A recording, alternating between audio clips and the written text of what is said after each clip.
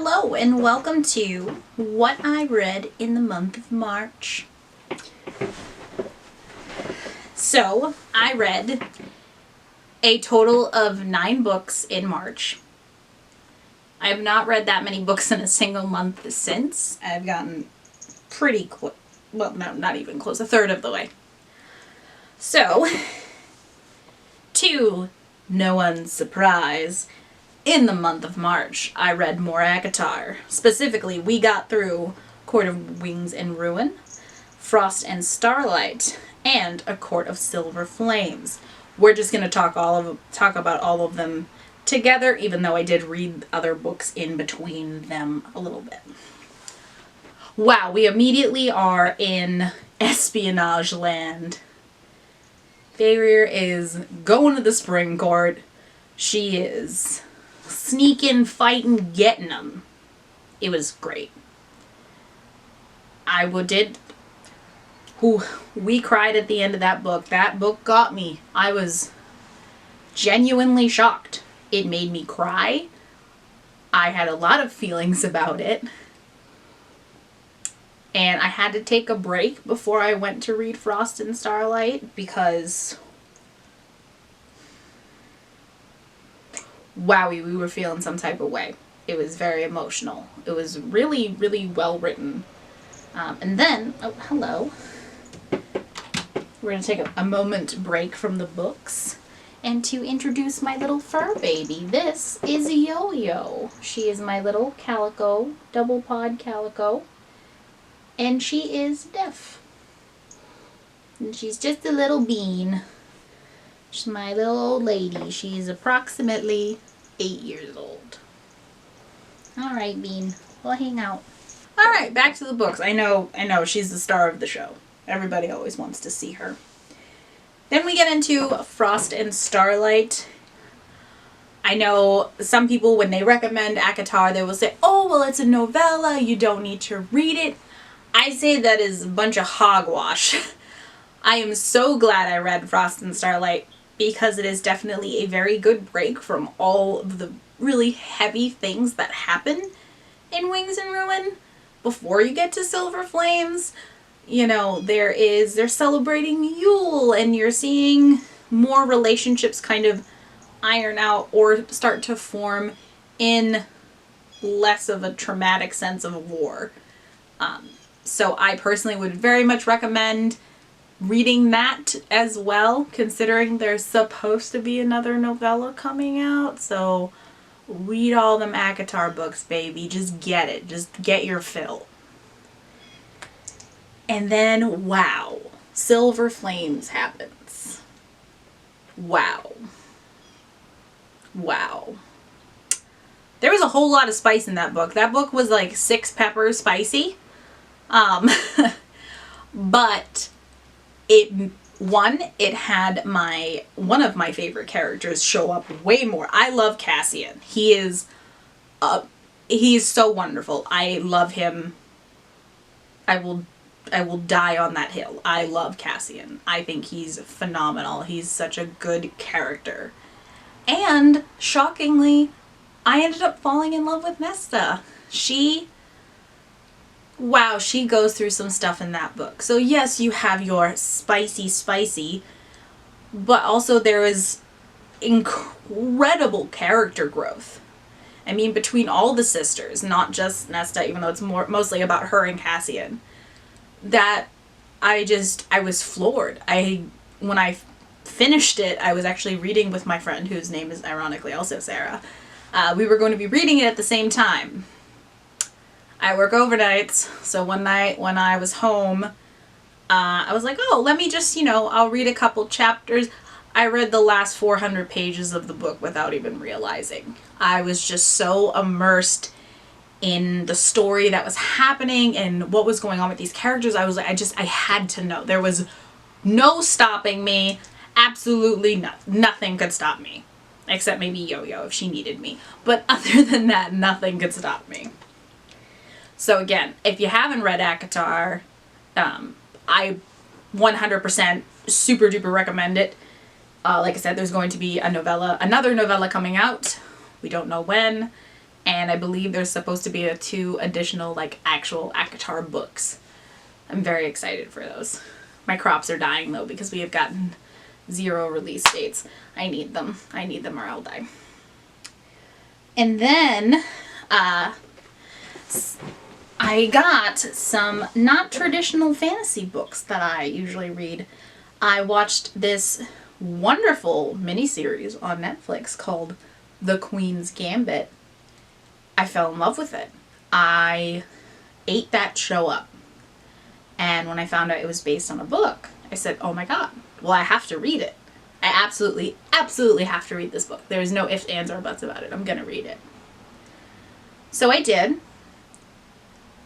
Wow, I don't usually think the shows or TV, movies or whatever do the book better, but I really feel like it did this time. I 100% feel like, wow, there was things that they changed, and I'm really glad they changed, because Beth does not start out easy for her at the orphanage place. I can't remember specifically what it's called. She's not having a good time. Like, don't get me wrong, she's still, the whole becoming an addict because they were giving children tranquilizers, and that is still most certainly a thing. I wish they had a little kind of warning. I will warn you all. There is sexual assault to Beth when she is in there. It is very brief. It only happens once, but it was very jarring and not what I was expecting when I was going into that book. So I would like other people to be ready for that if they so choose to read that book. But it was still, a lot of it was very true to the story. There was a lot of chess speak. So I'm also very glad I watched the show, so I had some sort of visualization as to what in the heck was going on, because I do not play chess. So, I mean, look at me. Do I look like I play chess? I get nerd stuff, so probably. Who knows? And then, after The Queen's Gambit, I read a classic for a movie that I grew up watching and loving called The Last Unicorn by Peter S. Beagle. And it's really hard to truly say anything about that book, that story, without super duper ruining it. But as you could probably tell by the title, it is about the last unicorn. And I also have a fun little fact that I learned a few years back. Peter S. Beagle took the movie on a tour through the United States. And my wife and I went to go. It was absolutely amazing. And they gave us all a little quiz. And they asked what was one of the most famous things that book did. And I was like, oh god, I don't know. I don't know what, please sir, tell me. And apparently, Peter S. Beagle's story, The Last Unicorn, was the first time in literature that a unicorn was referred to as a female. And they had, in all other stories prior to that, been referred as masculine and male. And I was like, wow. That literally changed everything we know today. Every time we see unicorns or things like that, I was like, I can't believe this man changed all of it. It is a wonderful story. I absolutely adore that story with every fiber of my being. There's nostalgia for me, but it's got unicorns, it's got wizards, it's got villains, it's got a weird love story, and it's also really short. I believe it's only like 200 to 250 pages, so if you want a really good short read, I definitely recommend The Last Unicorn. And then we had another old classic that I picked up and read for the first time. That would be Peter Pan by J.M. Barrie. So I grew up watching the Disney version of Peter Pan and all that stuff, and I knew that it was based off of a play, but I never knew that they turned the play into a book.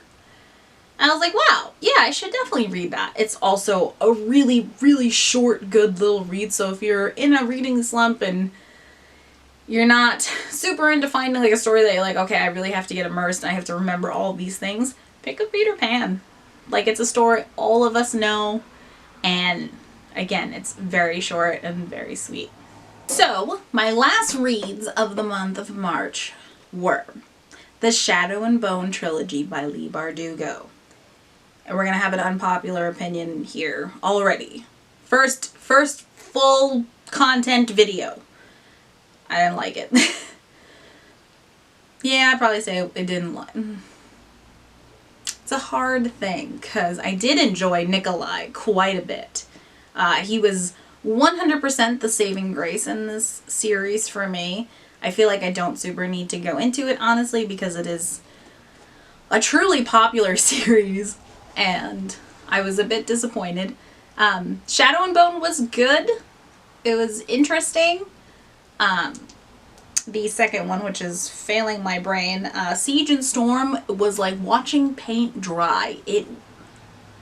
The first 50 or so percent, I wanted to just jump ship. No pun intended. I truly did not want to finish it.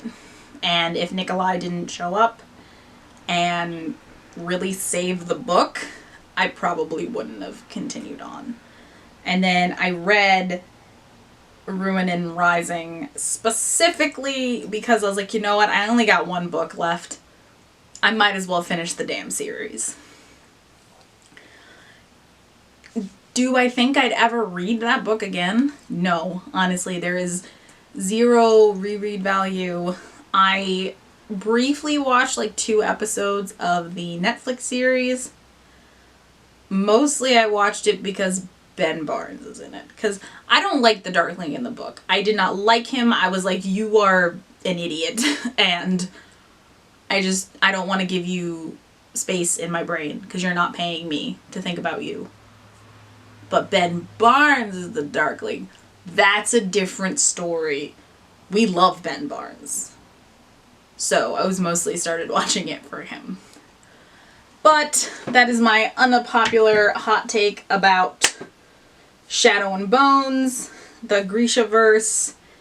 It has an incredibly interesting premises, and I wanted so badly to enjoy it. And I think that's what makes it the most frustrating is from reading the synopsis, I was like, oh, this sounds like something I would super duper love. And her writing just, it lacked for me. It lacked in so many ways that I don't think I'd ever reread that specific trilogy again. Yeah. Unpopular opinion, I know. Please don't attack me.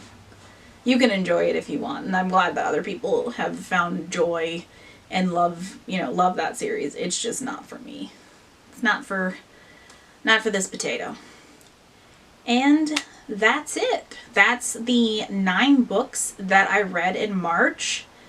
And the next books that we'll talk about is what I read in April and May and June, because I didn't read as many, so I can do a couple more months in the in-between.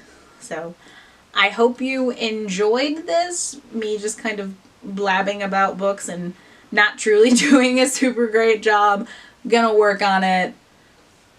It's a process. But if you did finish the video, thank you so much for coming and listening to me babble about a bunch of different books. And I hope to see you in the next video. This is Sam signing off. I'll see you next time.